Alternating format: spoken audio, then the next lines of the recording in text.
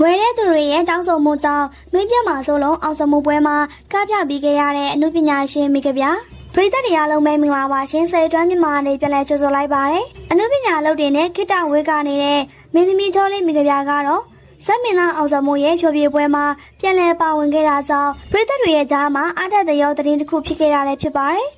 မိကဗျာရဲ့အေဂျင့်နဲ့အလားတရားတွေနဲ့အောင်စမိုးရဲ့ဟာတာဖန်တီးမှုတွေပေါင်းစပ်လိုက်တဲ့အခါမှာတော့တကယ်ကိုပြည့်ပြည့်စုံတဲ့ပုံရိပ်လေးတွေပေါ်ထွက်ခဲ့ရလဲဖြစ်ပါတယ်။အနုပညာလုပ်တွေကိုနားထားတဲ့ကြားကနေမောင်လေးရဲ့အတွက်အချိန်ပေးခဲ့တဲ့မိကဗျာရဲ့စိတ်တက်လေးကိုပရိသတ်တွေကတော့ချီးကျူးနေကြပေမဲ့သူမဘက်ကတော့ထင်မှတ်မထားတဲ့ပွင့်လင်းတဲ့စကားတစ်ခုကိုပြောဆိုခဲ့ပါတယ်။မိကဗျာကတော့သူမကလက်ရှိမှာကိုပိုင်စီးပွားရေးကိုပဲအာရုံစိုက်နေတဲ့သူတစ်ယောက်ဖြစ်ပြီးသူရဲ့စီးပွားရေးမဟုတ်ရင်လက်တော်မကြည့်တာပါဆိုပြီးတော့အရှောင်းမပြောကြားခဲ့ရလဲဖြစ်ပါတယ်။အခုလိုပွဲတိုက်ကတာကသူမရဲ့ဆိုင်ကိုလာရောက်အားပေးနေကြတဲ့ဝယ်သူတွေကတောင်းဆိုလို့ကြောင့်လူတွေနဲ့မိတ်ပြတ်မှာဆိုလို့သာကားပြခဲ့တာဖြစ်ကြောင်းရိုးရိုးသားသားရင်ဖွင့်ပြောဆိုခဲ့ရလဲတွေ့ရှိရပါတယ်။ဘလို့အကြောင်းကြောင့်ပဲဖြစ်ဖြစ်မိကဗျာရဲ့ကားပြဖြပြမှုကိုပြန်လည်မြင်တွေ့ရတဲ့အတွက်ပြည်သက်တွေကတော့အရန်ကိုဝမ်းသာနေကြသလိုသူမရဲ့ပညာချင်းလန်းတဲ့တွေကိုလည်းအမြဲတမ်းဝင်းရအားပေးဖို့အသင့်ရှိနေကြလဲဖြစ်ပါတယ်ရှင်။သူတို့တွေကအရန်ကိုမိုးရရန်ကနေတဲ့အနေအထားရှိနေတဲ့အတွက်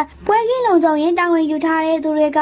ပွဲကင်းတဲ့ကိုဝင်ခွင့်မပေးဘဲတားဆီးရန်ကနေစတင်ခဲ့ရလဲဖြစ်ပါတယ်။တကယ်တော့လုံခြုံရေးတွေရဲ့လုပ်ရက်ကရန်တိုင်းတော့အပြည့်မှန်ကန်ပါတယ်။မိုးရင်းနေတဲ့သူတွေကိုပွဲကင်းနဲ့ဝင်ပေးလိုက်ရင်အေးချက်ချမ်းလာကြည့်တဲ့ရှားပရိသတ်တွေကလေးငယ်တွေနဲ့အမျိုးသမီးတွေအတွက်အန္တရာယ်ရှိလာနိုင်လို့ပါဒါပေမဲ့အဲ့ဒီမူရဲ့သူတွေကတော့အဝေမခံရတဲ့အပေါ်အညွန့်ထားဒေါသထွက်ပြီးတော့အခုလိုဆက်စင်ပေါ်မှာအပြစ်ကင်းကင်းနဲ့ဖြိုးပြနေတဲ့ဇက်မင်းသားလေးအောင်စမှုကိုဝရင်ပိုင်းနဲ့လမ်းပြပေါက်ပြီးတော့ရန်ကားခဲ့တာလည်းဖြစ်ပါတယ်တကယ်ကိုကံကောင်းထောက်မစွာနဲ့ဝရင်ပိုင်းဟာမင်းသားလေးဆိုင်ရင်မိုးကိုဓာတ်ရိုက်မထိမှန်ခဲ့ပဲကန်တီပြီးတော့လွတ်ထွက်သွားခဲ့လို့သာဗန်အန်နီရဲ့မှာမထိကြိုက်ပဲအန်နီရဲ့ကင်းခဲ့တာလည်းဖြစ်ပါတယ်အကယ်၍သာအဲ့ဒီဝရင်ပိုင်းကခေါင်းကိုဖြစ်ဖြစ်ညက်လုံးကိုဖြစ်ဖြစ်ထိမှန်သွားခဲ့မယ်ဆိုရင်တော့မင်းသားလေးတယောက်ရဲ့အနုပညာအနာဂတ်တစ်ခုလုံးပျက်စီးသွားနိုင်သလိုအသက်အန္တရာယ်ပါစိုးရိမ်ရတဲ့အနေအထားပါဖြစ်လာနိုင်ပါတယ်အခုလိုမိမိရဲ့အသက်မွေးဝဲကြောင့်အလုပ်ကိုရိုးရိုးသားသားလုပ်ကိုင်နေတဲ့အနုပညာရှင်တယောက်အပေါ်ကိုထိလက်ရောက်